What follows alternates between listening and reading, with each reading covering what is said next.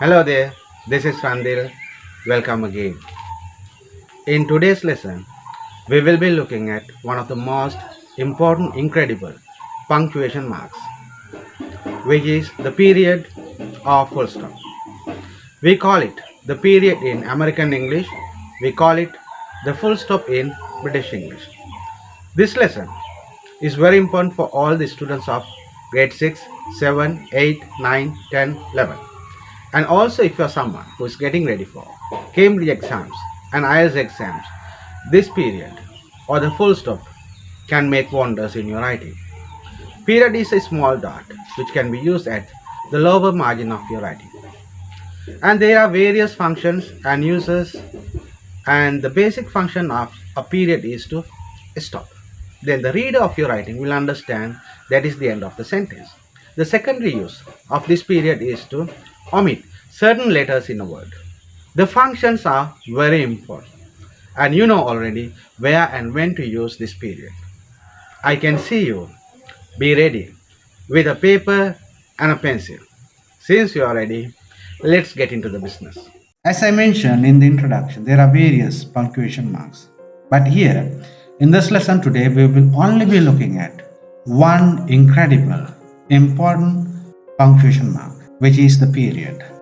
If you learn how to use them accurately, your writing will be taken into the next level, and your examiners, teachers will find your writing quite amazing and interesting. Therefore, try to learn each and every punctuation mark to improve your writing. Actually, what is punctuation? Now I am going to give you a very clear definition for punctuation. Punctuation is defined as a set of symbols used to separate and clarify the meaning of sentences and written elements. Now let's look at some functions of punctuation. Punctuation tells the reader of your writing about four things. The first one, when and where to stop.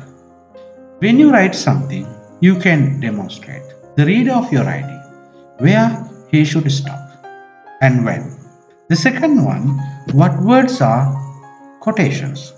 Especially in direct speech, we use quotations to imply, show the exact word of the speaker.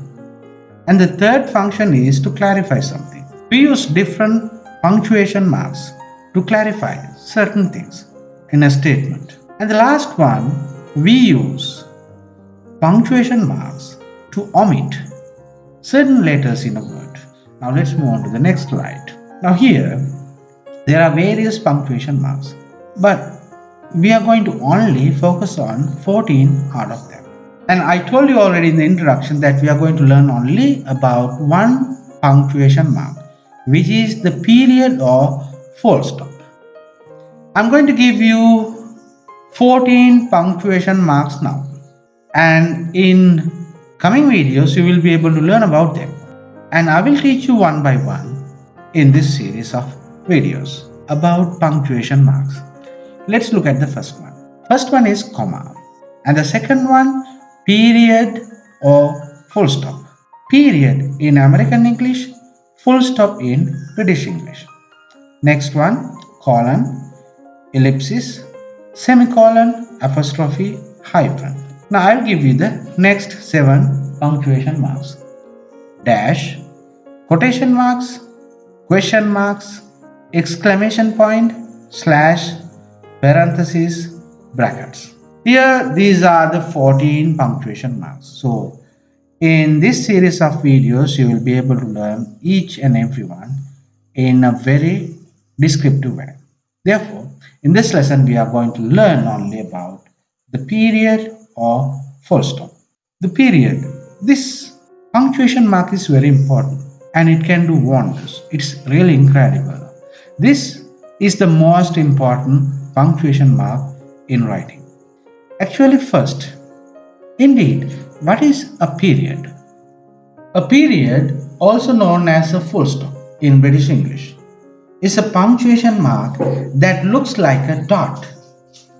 It appears at the bottom of a written line and directly follows the preceding character without a space. Okay, let's take this example here.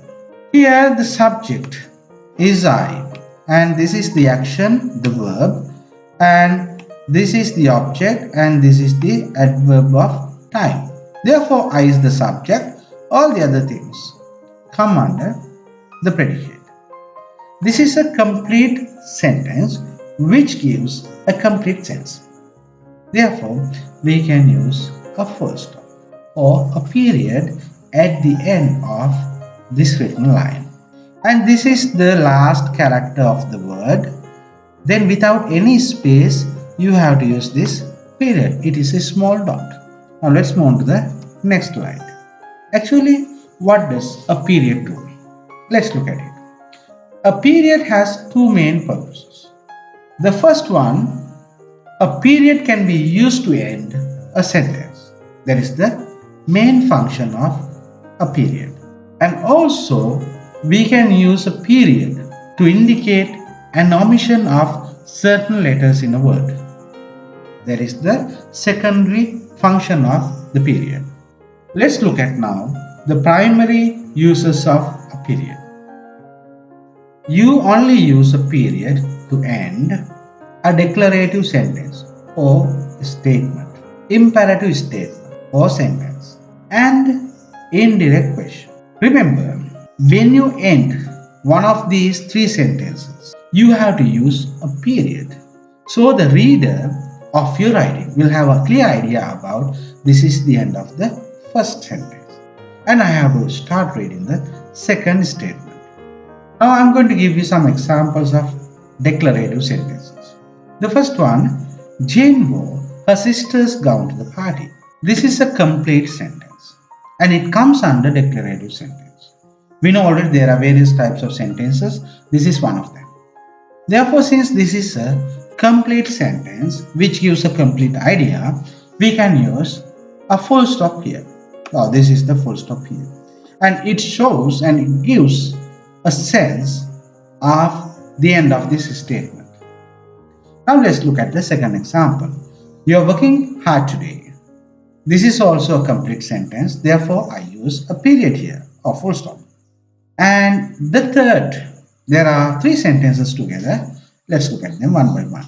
First one, Sarah is in a car. That is a complete sentence and I have used a full stop over here without any space. Then after there is a little space here, then I start the second statement. She is on her way to work. And that is a complete sentence. Then I have to use a full stop or a period to inform the reader this is the end of the second statement. Then the third statement over here, she is driving to work. It is also a complete declarative sentence. It gives a complete idea. Therefore, I have to use a full stop to mark the end of this statement. I think now you have a clear idea about how you can use period just to show the reader of your writing where you should end the statement by using a period. Now let's move on to the next slide. Now I'm going to give you some examples of imperative sentences. First example, give me your pencil. This is a command. Therefore, we call this one an imperative sentence. Here also to mark the end of this statement, I have used a full stop or a period here. Look at the second example. Be kind to others. This is also an imperative sentence. It's a kind of request or command. Therefore, you use a period to mark off the end of this statement. Third example, be careful before making the decision. This is also an imperative sentence. Therefore, this is the period at the end of this statement. The fourth one, don't compare yourself to other people. This is also same. It comes under imperative section. Therefore, I use a full stop over here. I think you have a very good idea about how you can use a period just after imperative sentences. Now let's move to the next. Examples of indirect questions. Basically, we can divide questions into two forms. The first section is direct questions, and the second section is indirect questions. With direct questions, we use a question mark, which is a very important punctuation mark of those 14, and we use a period to mark off the end of an indirect question. Let's look at some examples. This is the first one. I don't know who those people are. If it was a direct question, it would be like this. Who are those people? Who are those people? Okay, this is the indirect question part. So if I make it into a direct question, who are those people? Therefore, I have to use a question mark. This is an indirect question, therefore I used a period over here. Let's look at the second example. Please explain what you mean. What do you mean is a direct question. Therefore, you have to use a question mark. What you mean is an indirect question. Therefore, you use a period here. This is the period. That one, I wonder why she left early. This is also same. This is an indirect question. Therefore, I used a full stop or period here. And the fourth one, I want to know what this word means. This is also an indirect question. Therefore, I use a period to mark off the ending of this indirect question. Now I gave you examples for declarative sentences. I gave you some examples for imperative sentences. Then I have given you some examples for indirect questions. And remember, we use a period or a full stop in British English to inform the reader that is the end of these three types of sentences. The first one, declarative sentence, and the second one, imperative sentence, and the third one, indirect questions. We have a clear idea about the primary use of a period. It's time to learn about the secondary use of a period. The secondary purpose of a period is to indicate that some information has been removed, such as letters in a word. In particular, periods are often used in abbreviations and for initials. Abbreviations and initials. The use of periods in abbreviations and initials varies from case to case, country to country, and even style guide to style guide. I'll give you an example. The abbreviation for doctor is DR, capital D, simple R, and full stop, or the period. You see here, DR. This is an abbreviated word. And when you write the doctor, you can abbreviate doctor as capital D, simple R, then the period in American English. And there's a slight difference between American style and British style. In British style, we use the same letters without a full stop. D, R. D is written in capital, R is in simple, but there is no full stop. And I think it's better to have a clear idea about some uniform rules for abbreviations and initials. Let's look at the first one. We use periods in formal titles. In American English, periods are also used to abbreviate formal titles.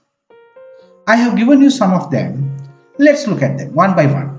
And this section over here, okay, I just draw a line here. The portion on the left, all these titles are taken under American English. You see here, all the titles come under British English. There's a slight difference. We will just have a clear idea about them. Here, Mr. This is the abbreviated word.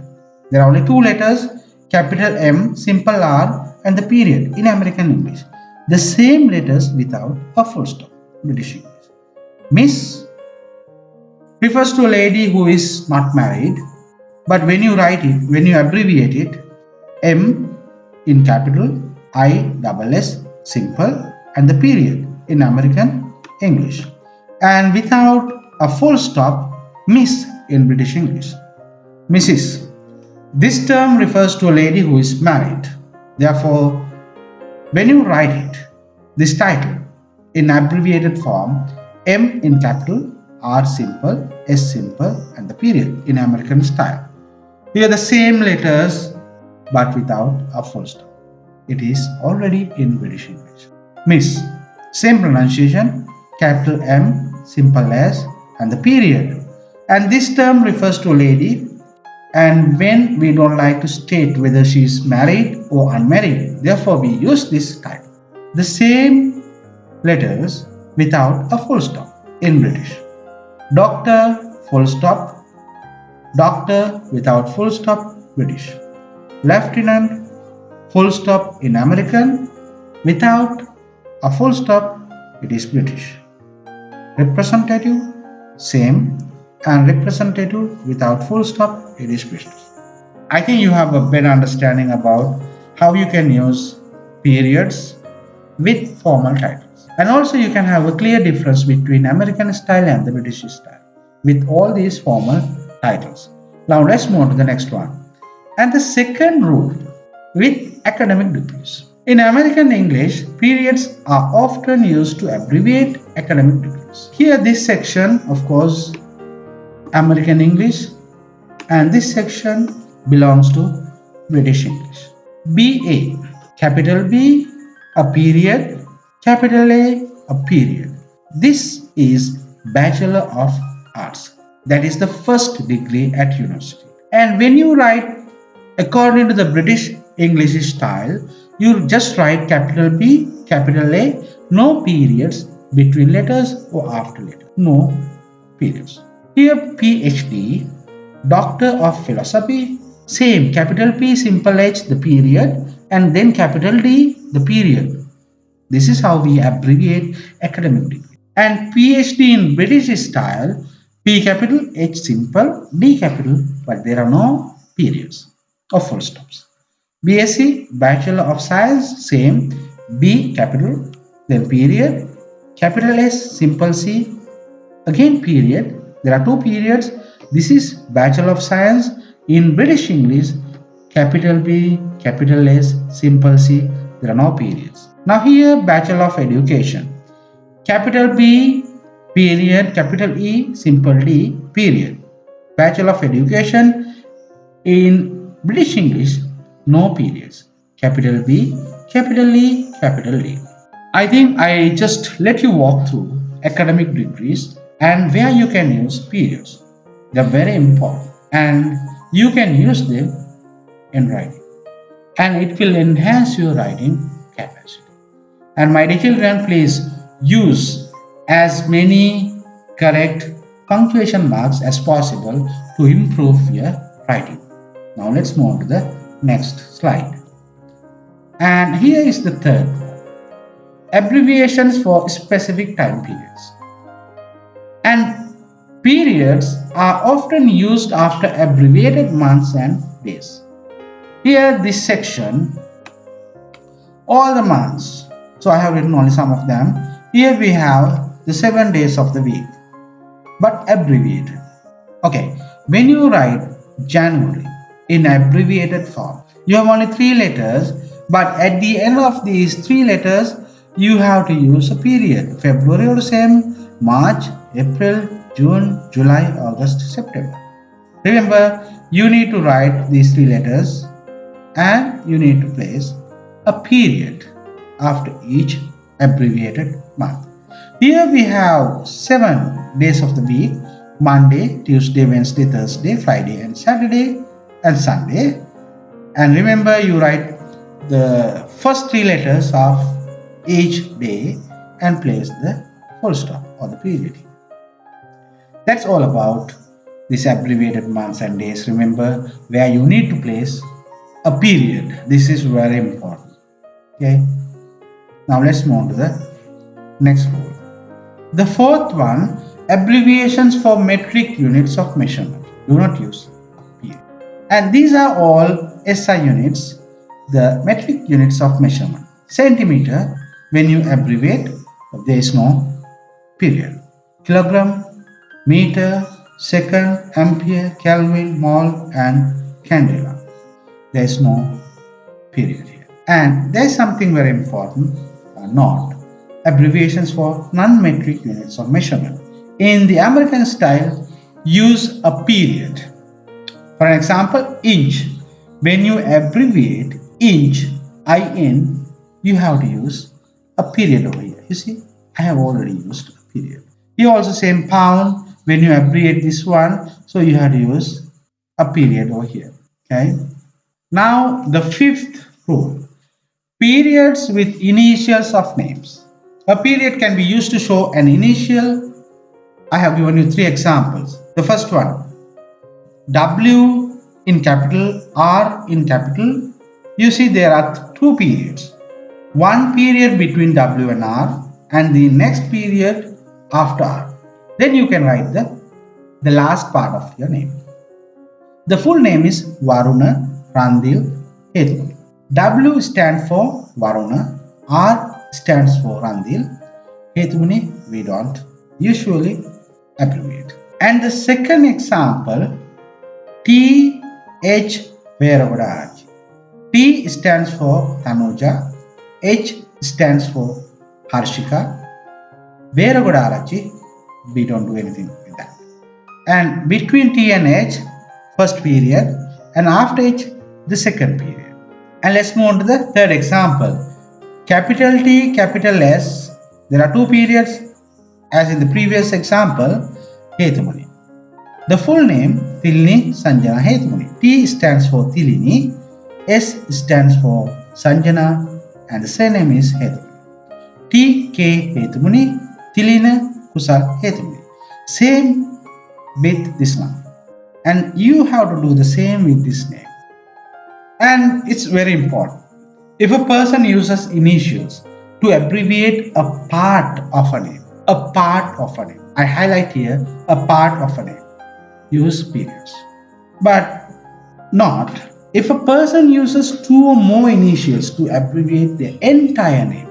I highlight here the entire name, do not use periods. For an example, here Varuna Randil Hetumani, I write W for Varuna, R for Randil, H for Hetumani, there are no periods. The entire name has been abbreviated.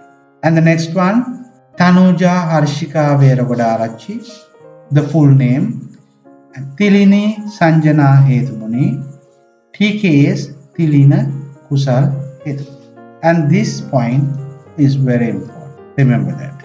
And the sixth one, periods are used with Latin abbreviations. Example, etc., etc. So you see, when you write etc., this is the Latin word, but we use only etc, and here we have a period. This one C, Chirka, and we use this period over here. And this is also same, simple I, simple A, there are two periods. This is also same, E, G, there are two periods, exemplification. All these are Latin rules. Now, not. If a sentence ends with an abbreviation that uses a period, do not add a second period. The period in the abbreviation is sufficient. Take this example. They spent the day cleaning their living room, kitchen, bedroom, etc. This is the final period and the last period. And this period belongs to etc. This abbreviated part of the Latin words. Therefore, you don't have to put another period here. That is totally wrong. Therefore, remember, you have to use only one period over here, not two periods. Okay, I think now you have a clear idea about how you can use periods with different types of words. Now it's time to end this presentation. Thank you very much for watching. I hope you have a clear idea about the use and function of this period. This period is very important. Remember, period in American English, full stop in British English. If you know how to and when to use this period in a sentence or in a abbreviated part of words, you can do wonders in your writing and use accurate punctuation marks. If you like this video, please hit the subscribe button and alarm the notification bell. Then you will be notified with our latest grammar rules. And don't forget to share this video with your friends. And also please leave a comment that will inspire us to make very wonderful videos. I hope to see you in another video with a beautiful grammar lesson. Bye for now.